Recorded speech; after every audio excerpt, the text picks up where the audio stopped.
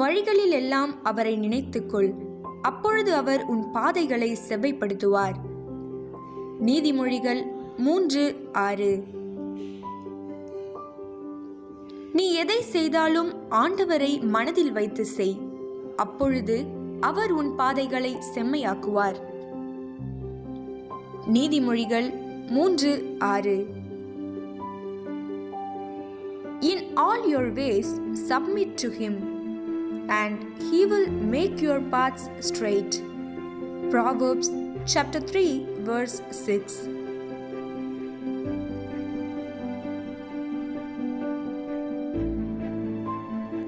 கிறிஸ்துவிற்குள் பிரியமானவர்களே, நாம் விரக்தி அடைவதும் எதிர்பார்த்தபடி நடக்காதபோது எல்லாவற்றிற்காகவும் சண்டை போடுவது எளிதானது. உங்கள் வாழ்க்கையில் சரியான வழி காட்டப்பட வேண்டுமா? கர்த்தர் உங்களுக்காய் என்ன செய்ய விரும்புகிறார் என்பதை அறிந்து கொண்டு உங்களுடைய திட்டங்களை அவருடைய ஒப்புதலுக்கு சமர்ப்பியுங்கள். உங்களுடைய எல்லா வழிகளிலும் கர்த்தரை அறிக்கை செய்யுங்கள். அவர் உங்களை சமாதானம், மகிழ்ச்சி மற்றும் நித்திய வாழ்வை தரும் வழிகளில் நடத்த வாக்களிக்கிறார். இன்று அவரை நம்புங்கள், ஏனென்றால் அவர் உங்கள் பாதைகளை செவ்வைப்படுத்துவார். நம்முடைய வாழ்க்கையில் ஆண்டவருடைய துணை இல்லை என்றால் நாம் ஒன்றுமில்லை.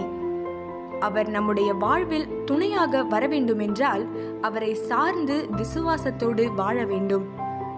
அப்பொழுது அவர் நம் பாதைகளை செவ்வைப்படுத்துவார். ஜெபம். அன்பின் இயேசுவே, உமக்கு பயந்து நான் உம்முடைய வழிகளில் நடக்க உதவி செய்யும். என் வழிகளில் எல்லாம் உம்மையை நினைத்து செயல்பட அருள் புரியும். இயேசுவின் நாமத்தில் பிதாவே, ஆமென். Beloved in Christ, it's easy to get frustrated and fight for everything when things don't go as expected. Do you want to be on the right path in your life? Know what the Lord wants to do for you and submit your plans to His approval. Report to the Lord in all your ways. He promises to lead you in ways that bring peace, happiness, and eternal life. Trust Him today, because He will heed you your paths. If you are not the Lord's companion in our lives, we are nothing. Prayer. Dear Jesus, I will help you walk in your ways.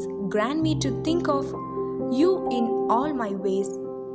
Father, in Jesus' name I pray. Amen.